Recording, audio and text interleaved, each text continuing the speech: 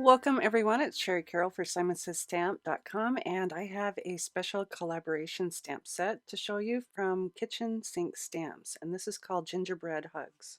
This is a layering stamp set, and it does have a color label top, so it gives you a little bit of a guide. So you have your base, and then you have a little bit darker stamp, and then finally the top stamp. You also have some peppermint candies that have the same layering concept so that you can get really dimensional looks just from a couple ink colors and then layering those on top. I'll be working with the large gingerbread man, and I'm working on some Neenah white cardstock, and I have the base of the gingerbread man. My stamps are dirty because I've been figuring out what colors will go best to make this look like an actual baked gingerbread man. The first color I'm using is Tim Holtz Oxide ink, and this is brushed corduroy. This has a little bit of a yellow color, and it's perfect for the base color as a cookie would look. And as I continue to stamp on top, it will get darker and darker around the edges. I'll be stamping a couple of the gingerbread men at the same time, so I'll just turn my paper, and while I have that stamp aligned, I can ink up again to get a second image.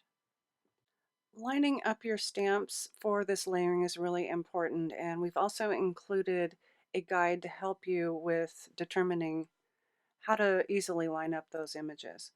So once you have your stamp in place, I'll be working on my second color, and for this I'll be using the Simon Says Stamp KHAKI ink. This was the first time that I've ever stamped with a dye ink on top of the oxides, and it turned out really well. So it looks like it's getting darker around the edges. For the last color, and this is the defining edges, I am using Gathered Twigs Tim Holtz Distress Oxide ink. So I'll be stamping an oxide on top of a dye ink. What I found with layering with these different inks is that it had a really nice soft effect, so I didn't have any harsh shadows. Next, I'll be stamping the little red candies on the belly of the gingerbread man, and for that I'm using the Simon Says Stamp Lipstick Red.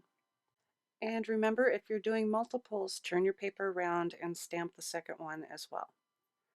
And I'll show you this up close to how realistic it looks. It almost looks like it's an actual baked cookie.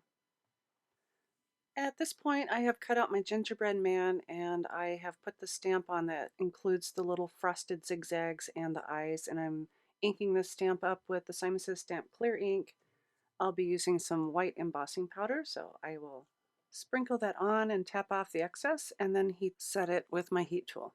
The raised embossing makes it feel like it's actually frosting.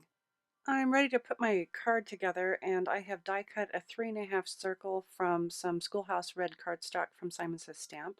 I've also added some foam tape to the back of that so it lifts up off my top folding card. I've also added a little bit of foam tape to the back of my gingerbread men, and I'll be putting 3 on my card.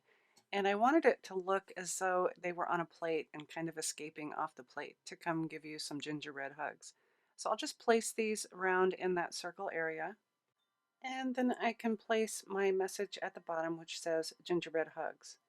To finish this card off, I'm using Nuvo crystal drops, and this is a clear dimensional drop so it will hold its shape once it's dry. Here's a look at my finished card. I really do feel that I found the right recipe to make my cookies look somewhat realistic, and I hope you've enjoyed this inspiration using our collaboration stamp set for STAMPtember from Kitchen Sink Stamps. And as always, thanks so much for watching.